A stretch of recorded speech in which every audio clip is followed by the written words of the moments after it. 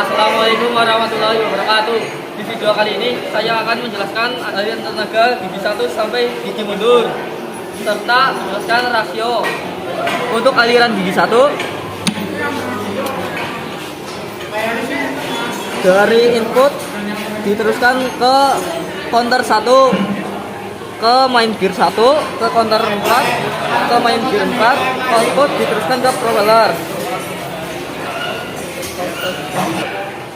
Untuk aliran gigi 2, tenaga dari input ke counter gear 2, ke main gear 2, ke counter gear 4, ke main gear 4, ke output ke propeller.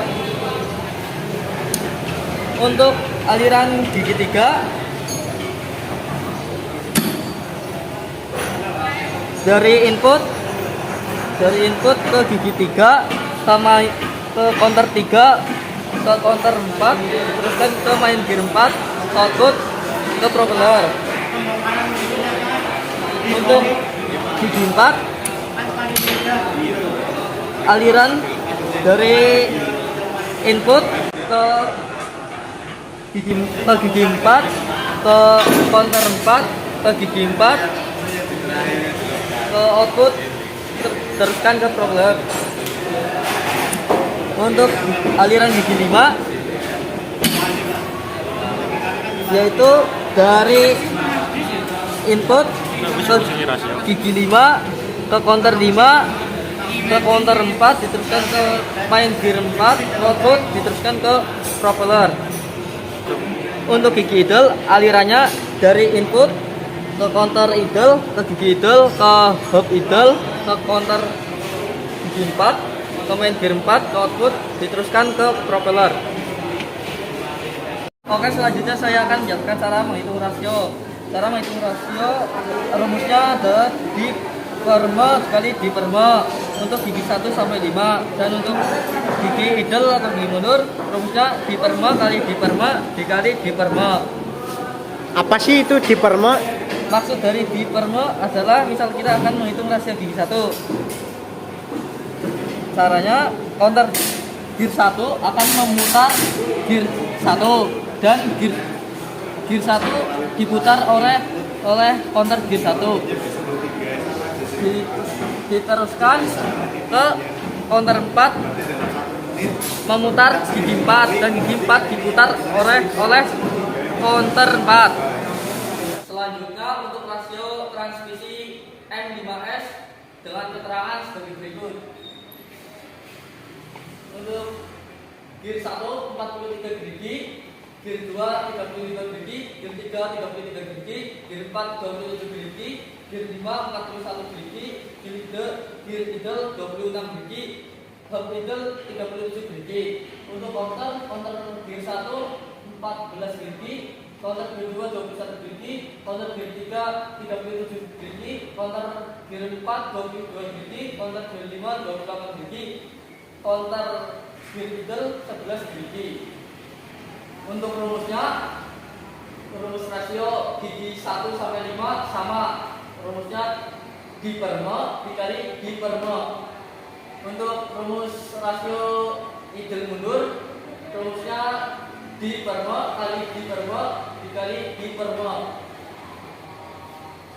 Untuk aliran tenaganya yang sudah dijelaskan tadi, sekarang tinggal menerapkan cara menghitung rasio gigi 1 di perme kali di perme sama dengan 43/14 kali 27/22, hasilnya 3,76.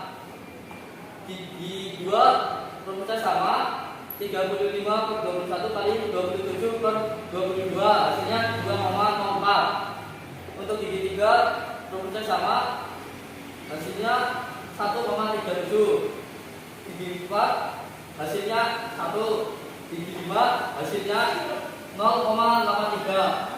Untuk gigi mundur rumusnya di perme kali di perme kali di perme, hasilnya 4,12. Untuk selanjutnya pemeriksaan beberapa komponen transmisi M5S.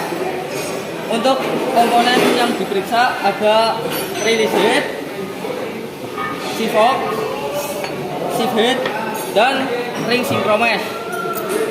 Untuk alat yang digunakan ada vernier caliper atau jangka sorong, filler gauge, dan saya menggunakan buku panduan Daihatsu Xenia transmisi manual M5S. Memeriksa shift head nomor 1, kita periksa dengan jangka sorong dengan skala 0,02.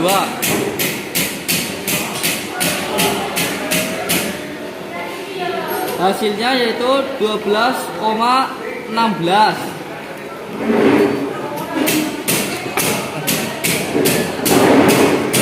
Jika di buku skala standarnya 12,1 sampai 12,2 mm.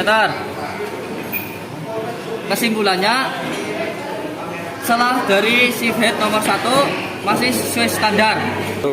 Selanjutnya memeriksa shift fork nomor 1 di area bidang geseknya menggunakan jangka sorong.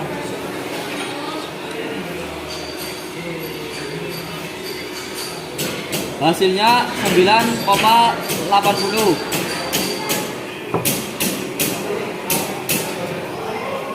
Di buku celah standarnya 9,7 sampai 9,9 mm. Kesimpulannya, ketebalan shift fork nomor 1 masih sesuai standar. Selanjutnya memeriksa shift head nomor 2. Kita menggunakan jangka sorong dengan skala 0,02 mm.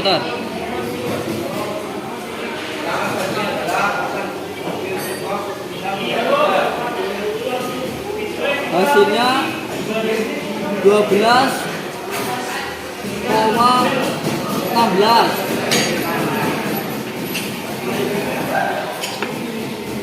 Di buku celah standarnya 12,1 sampai 12,2 mm. Kesimpulannya, celah dari shift head nomor 2 masih sesuai standar. Memeriksa shift fork nomor 2 menggunakan jangka sorong dengan skala 0,02 mm.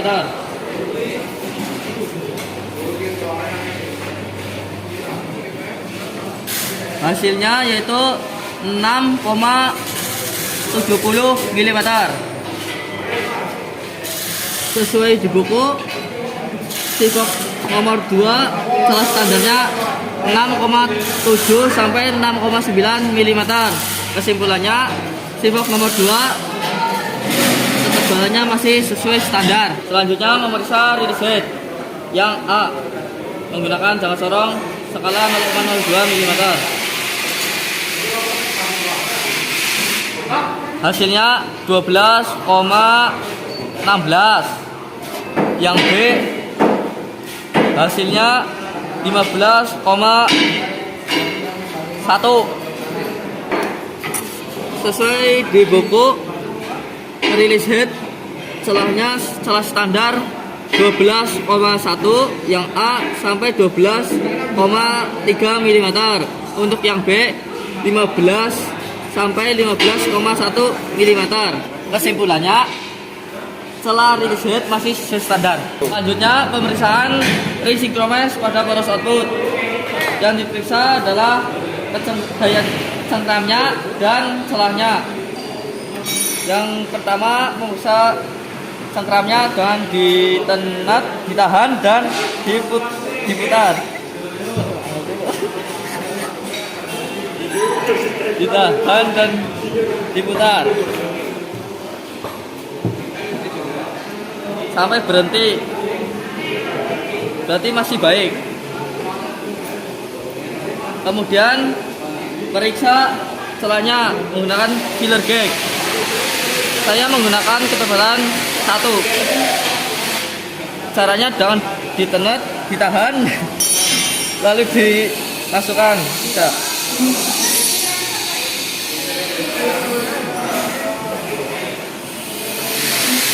Ya, hasilnya pada buku celah standar 0,95 sampai 1,35 mm.